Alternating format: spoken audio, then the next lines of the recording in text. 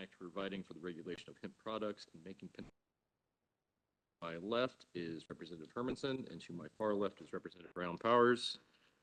If there's anyone that wants to speak on the bill, just work our way across, starting from the left and going all the way around the room.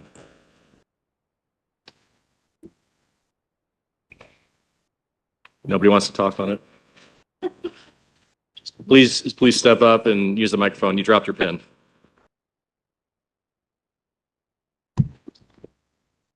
Good afternoon, I think. My name is Josie Wagler. I'm the legislative liaison with the Department of Public Safety.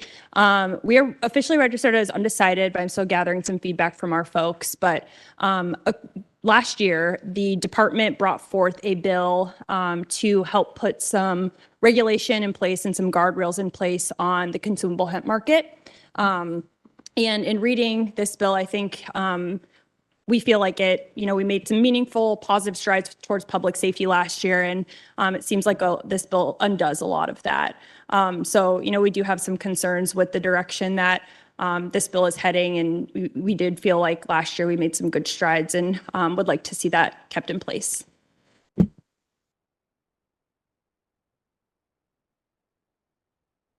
Good afternoon. My name is Scott Radke. I'm a veterinary toxicologist with the Iowa Veterinary Medical Association. We are currently undecided with this bill as well. However, there are some changes that we would like to see implemented in regards to the removal of animal from that. Again, from the clinical perspective and detrimental clinical effects that this has on animals, particularly dogs, cats that have, I've had cases with that, other veterinarians have cases with that.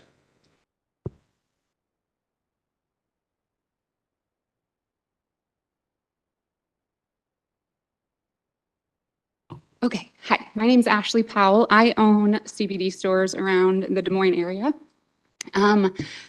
So when the bill passed last July, I did have to close one of my 3 stores, but more importantly, I lost about 1,600 customers between June and August.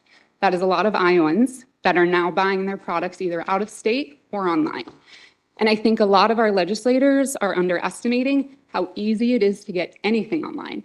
You can go to drsmoke.com, anybody can, and get flower, vapes, whatever you want, right to your door in 2 days.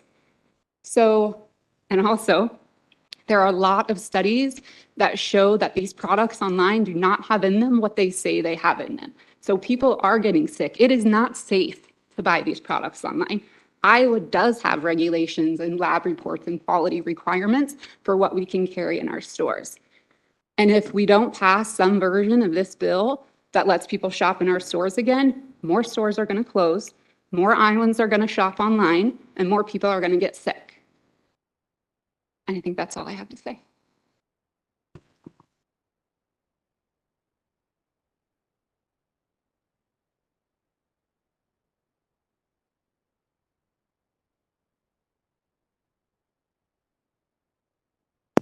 Oh, there we go. Okay. Thank you. I'm Vicki Cumages, and I am a user of hemp product. I retired in 2020 and has had COVID. COVID caused me to have major joint issues, which caused me to have double hip replacement. With the double hip replacement that I had, because they were 3 months apart, I could not sleep at night. I was go to sleep, tried everything, could not get to sleep. And then I found out about hemp. I did not know about Delta 9 products then. Found out about hemp and was able to use that to go to sleep. I then actually started working for a company, came out of retirement to go to work for Global Source Distribution here in Urbandale because of the products and believing in them. And we started a brand called Seedling. This Seedling is a tincture. It's 2.5 milligrams of CBN, THC, and I take it every single night. This lasts me an entire month in order to use it. We were selling this quite prevalently to people my age, not to people that are Snoop Dogg, but people who want to sleep. So we have this in both a sleep and a relief, which is for pain and anxiety. We can no longer do this. I have to order my own product from out of state, get it down in Florida, bring it back with me when I come home from Florida. But This container, if we were to manufacture it, this is what it would take to make it work in the serving size that we have now. This is only half. This is 15 doses. This isn't even. I'd have to be able to fill it up to half, take half. Otherwise, I'm going to have 30 of these vials to make this work. These products at the 2.5 milligrams are so helpful to people our age, my age, that I really want you to look at it and think about it, because you know what, guys? If this doesn't happen, I'm going to continue to get it, just like the other speaker said. I'm going to continue to get it because it's made my life so much better, from either using Tylenol PM that makes me sleepy in the morning, or using other products that give you bad nightmares and don't work all night long. So thank you for your time.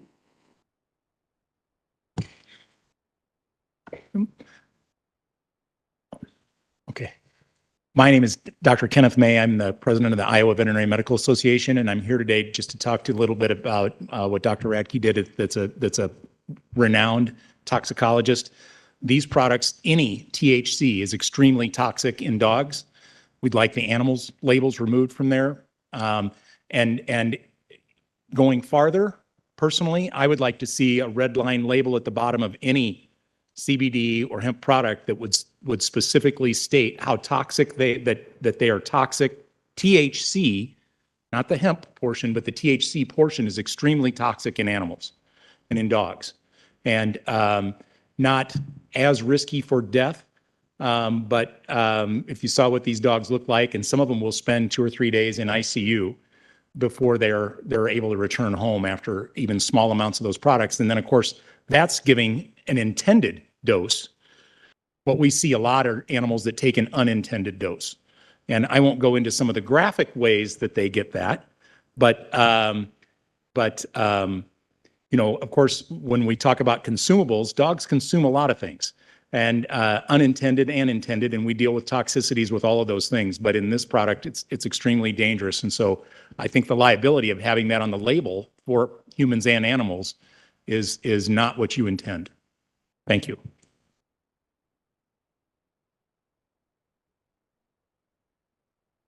Yeah, my name's Nate Ramker. We used to own 10 your CBD stores in the Davenport and Cedar Rapids, Iowa City area, and we're down to 4. A lot of it happened after, the last year's bill. Illinois made their marijuana recreational, so it was legal right across the river. That didn't impact our business at all that I know of. And, I kind of on the point of Vicky, she was bringing up this tincture is a 30-day supply. And I think a lot of what happened last year with the legislation was for the beverages, the 12-ounce beverages, they wanted to have a cap on the single serving of the beverage. And it impacted these products right here. This is a 30-day supply. This is a 30-day supply. Both these products could be up to over $100, $150. I don't know. I should have my wife up here. She knows it better. Her and my son really run the business. But anyways, these are 30-day supplies. So for somebody to take this to try to get high off it, it's not practical. Oh, okay, sorry. Yeah, it's not practical. And I don't think, even like Vicky brought up, if you had those individual vials, we can't repackage that into those vials ourselves, and the manufacturers aren't willing to do that. So we have to take these products off the shelf. We opened our first store, I would say late 2018, and we gear most of our clientele are geared towards a retirement community. And like when we first opened our stores, I spent a lot of time in there, and I could see people parking 3 or 4 aisles back in the parking lot, and they would observe the store and they kind of watch, see what's going on. And, they're real cautious and kind of timid to come in. And then after they'd come in, like I said, we're geared towards them. We're not a head shop. We're not a vape shop, Then we've had other, customers say they went outside of these places and saw like teenage kids wrestling around and they're afraid to go in there. Like I said, we gear it towards the retired people. And I don't think some of those people are going to apply to get a medical marijuana card to get products. And then if you do go into the medical marijuana area, they're pushing more of the higher THC. And then to the point of the guy, the veterinarian, we talked to a couple representatives that are either currently farmers or previously farmers, and they talked about their horses and cattle eating the hemp weed out on the farm.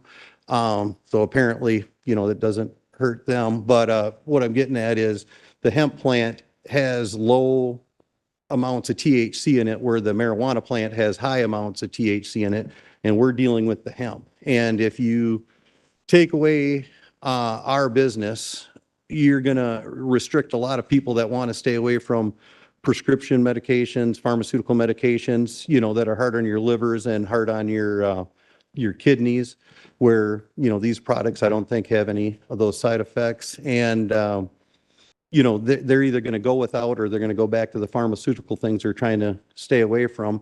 And I just lost my train of thought, but yeah, and if they have to go apply to get a medical marijuana card, you're not allowed to conceal carry, and that would impact you in other states. I know some people get their concealed carry permits from other states, and they're allowed to go carry in different states. And if you have a medical marijuana card, you're restricted from carrying in those states. So I think that's one reason why people wouldn't want to get the medical marijuana card. And then going back to my first point with, do you have a question?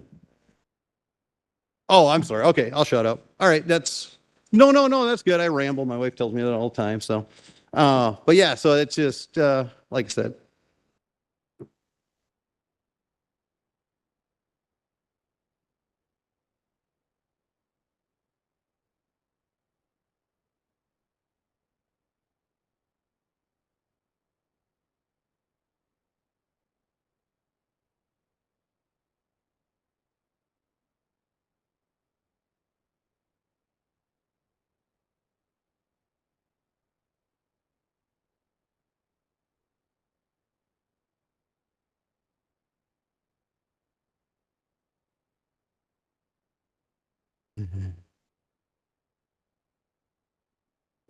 Okay.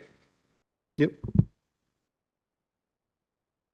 Good afternoon. I am Rick Wagaman, business owner. I also carry a master's degree in medical cannabis science and therapeutics from the University of Maryland, Baltimore Pharmacy School. I am Iowa's first, so I understand a lot of the concerns with the veterinarian issues with pets and how it works with the human condition.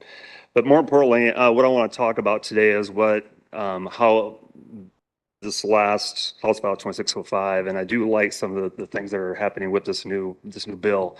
Lots of positives, some things that still need to be corrected to help our constituents, your constituents throughout the state. We've had over 3,000 customers roughly, and in 4 years, we lost about 85% of those since the summer, primarily because of the reasons that the folks here talked about. Having a full spectrum, and they were displaying full spectrum products that have a lot of CBD, but very, very low THC because we're getting it from the hemp plant, right? That makes sense? So what happens is there's no psychoactive component, okay? Even though there's some THC in there. Do I also believe that we need to have some guardrails around the THC richer products that we see in the marketplace? Absolutely. The 21 piece, for sure. Caps around a certain percentage, yeah, I think that's all negotiable. But what we've also done here is the economic multiplier effect. So we've got all these licenses that were lost. We had 1,200, I think, 4 years ago, or I can't remember what the number is now, it's several hundred. So the state has lost a lot of money, and in that process, we've hurt a lot of businesses who've lost money helping customers who've not renewed their license. For us, it's a debate about every 6 months if it's something that we can continue to do to help folks that are just looking for good general wellness products. We're not talking about getting high here. We're just talking about health and wellness. And that's really what all this kind of comes down to, is what are we doing for the people of Iowa? Are we helping them with alternatives? Are we taking away more choices? And that's what I got to say on that. So, yeah. Good afternoon, Leslie Carpenter with Iowa Mental Health Advocacy. I am registered currently undecided on the bill, but I would resist the idea of the 30-day supply. We know that there's a lot of anecdotal evidence of people saying that these things are good for our health and wellness, but the science is not there for anything really other than seizures in children for doses at this level, just so you know that. The science is not there. Furthermore, in young people, and I really appreciate the fact that it's still illegal for people 21 years and younger, but younger people can still get their hands on these products. And if there's more of it available because of that 30-day supply, that's a concern. They will consume a higher level of THC. That leads to an increased incidence in psychosis and schizophrenia. I just want to point that out. While we may be losing revenue on the business side of things, people making money off of these products, we can potentially be losing a lot more money and human lives because of children getting access to this, even though they're not the ones purchasing it. They're getting it from their parents. I would urge continued warning labels. I'd also want to say that I appreciate that you're putting in their language to discourage targeting and marketing towards children. There's a huge amount of that going on around the country. Thankfully, I haven't seen it as much here in Iowa, and I appreciate that. This is an area for which I would advocate caution. Thank you. Hi, I'm Lacey Nathan. Just to give you my statistics, I owned 4 stores until the passage of 2605. I now own 2 stores in the metro. Financially, I'm down 66%. Obviously, we've all lost customers. I think that's abundantly clear. There are industry standards for hemp nationally, and I think a lot of this ignores those industry standards, like a 30-day supply of a non-intoxicating product. So for instance, we have non-psychoactive, let's say a gummy that someone takes in the daytime that we can't sell any longer, which helped people with numerous things. We have personal responsibility as parents and people to keep harmful things out of reach for our children. That's why we can have vodka and bleach and aspirin and other things that are fatal to children, whereas hemp is not. The science does back that up. We are asking for very little just to keep our 30-day supplies on the market. Sorry, I'm also losing my train of thought when it comes to talking into the microphone. I am for restriction. I was for most 90% of 2605. We do need guardrails around anything intoxicating. So I agree with putting guardrails around THC. I agree with 21 plus. These are practices that my business and most of us in this room have been practicing since the very beginning. To touch very briefly on pets, the brand that we sell is part of the National Animal Supplement Council, and they said they'd be more than happy to reach out with our membership to educate things. We actually don't carry any THC in our pet products at all for those reasons you listed. So our pet products are broad spectrum only, meaning no THC, but the rest of the cannabinoids are present. So there is alternatives to give relief to pets, but that's another issue. Our main thing here is knowing and understanding that we uniquely have a product that is federally legal and statewide it is illegal. And it creates a lot of issue in many, many areas, criminal areas, DHS, parental areas, and we just need to set some realistic standards, and we have other states that we can look to do so. And any of us here in the space would be more than happy to help with those type of questions. Thank you. Hi, I'm Amy Roberts. I'm also with the Iowa Veterinary Medical Association, and I just wanted to quickly echo what Dr.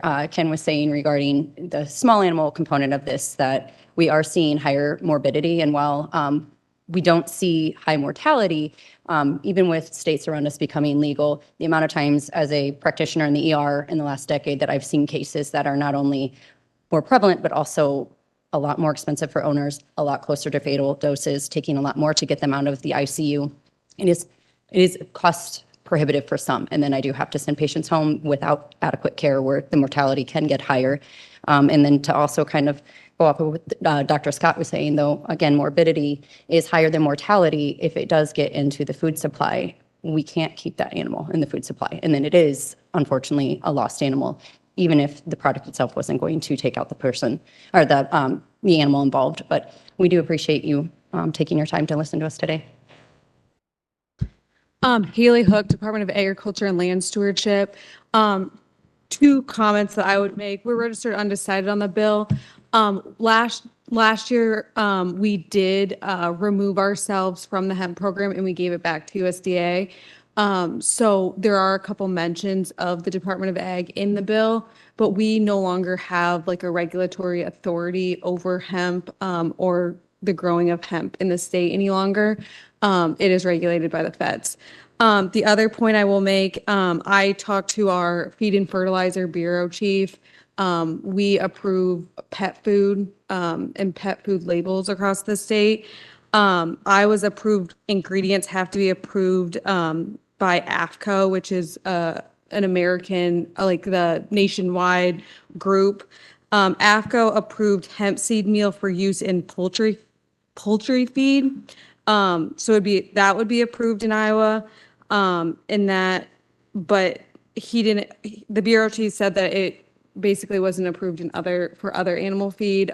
He only mentioned poultry. So I can dig more into that, but just from first glance, after looking at it, that was the only approved feed he had said for animals.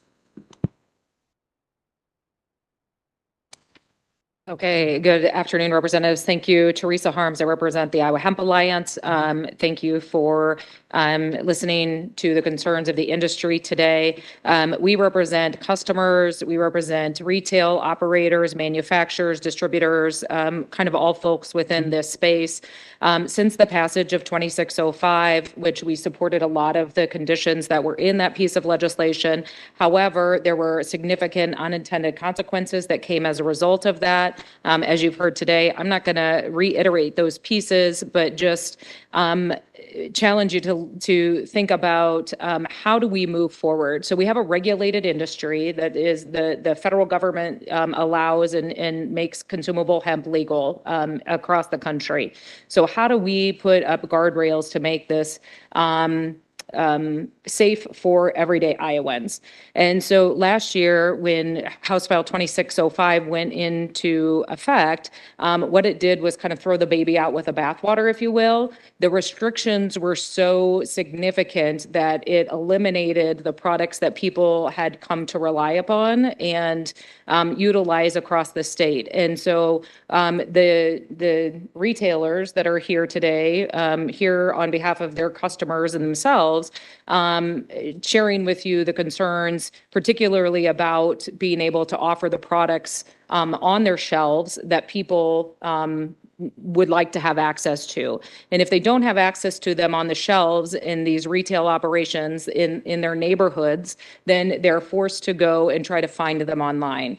And what we know from studies from Mayo Clinic as well as Johns Hopkins University is that every study that looks at purchasing consumable hemp products online is 80%, minimum 80% of what they find in every one of those studies, that those products are not what they say they are. So we're forcing Iowans to go online or out of state. And I mind you, we have recreational states all around us. So we're forcing Iowans to go outside of Iowa to purchase products that they're not looking for and to be put in an unsafe situation. So I would challenge us, and we really appreciate the Department of Public Safety's comments to be concerned with this. And we'd love to sit down and have a conversation. We'd love to work with them to identify what are the right confines. We'd like to educate them on what is an impairment level specifically for consumable hemp, because there's really great information out there. We did bring in Johns Hopkins University a couple of weeks ago. Dr. Ryan Vandry, who leads up in their medical in the College of Medicine there, talked specifically about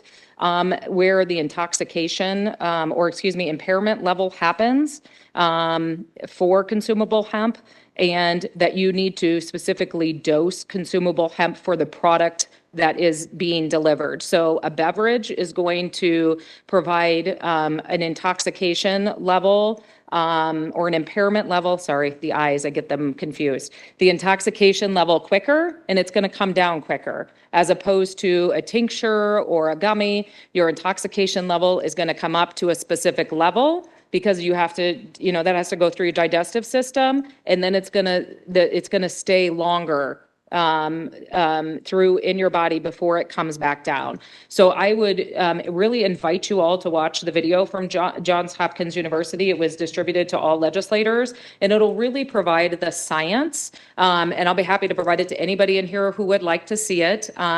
Because there is really great science from medical professionals that are doing these studies every day to demonstrate and show that there is science to support the use of this for other conditions outside of epilepsy, for example. So, Excuse me, we only have 5 minutes yes, left for the sorry, subcommittee. I'll stop talking. Thank you.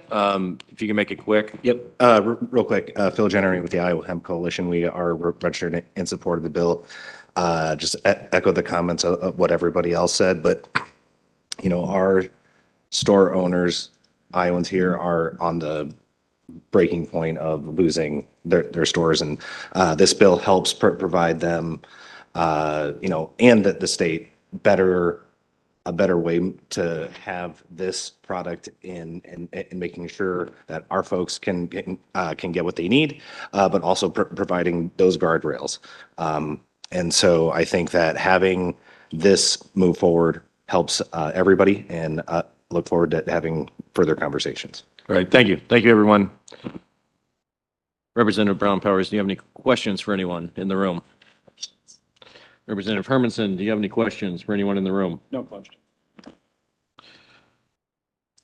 Okay. I really don't have any other questions either, but some good points have been brought up. Concerning the toxicity, I've had Amanda looking up the THC toxicity for dogs. I think this more or less in lines with the hemp products and the THC some more. I know it's all the same plant, but the route of administration as well as what is being asked of in this bill here, I more or less view it as a code cleanup, but I will look into the animal aspects here. Just a quick Google search showed that dogs have more cannabinoid receptors in their brains than what humans do. So even if the LD of cannabis or THC is incredibly high, it may strike my cute little corgi a little bit differently than it would me. Other than that, I'd like to thank everyone for their time and their opinions. I'm sorry that I cut anyone off, but we only have 3 minutes left in this. So without any further questions, any comments from my fellow representatives? Anything? All right, well, I'm sorry I cut people off. I was going to be done 3 minutes early. Again, thank you all for your time. We'll discuss this. I'm going to go ahead and move ahead. If amendments are brought forth, we will work on those in committee. Thank you all very much.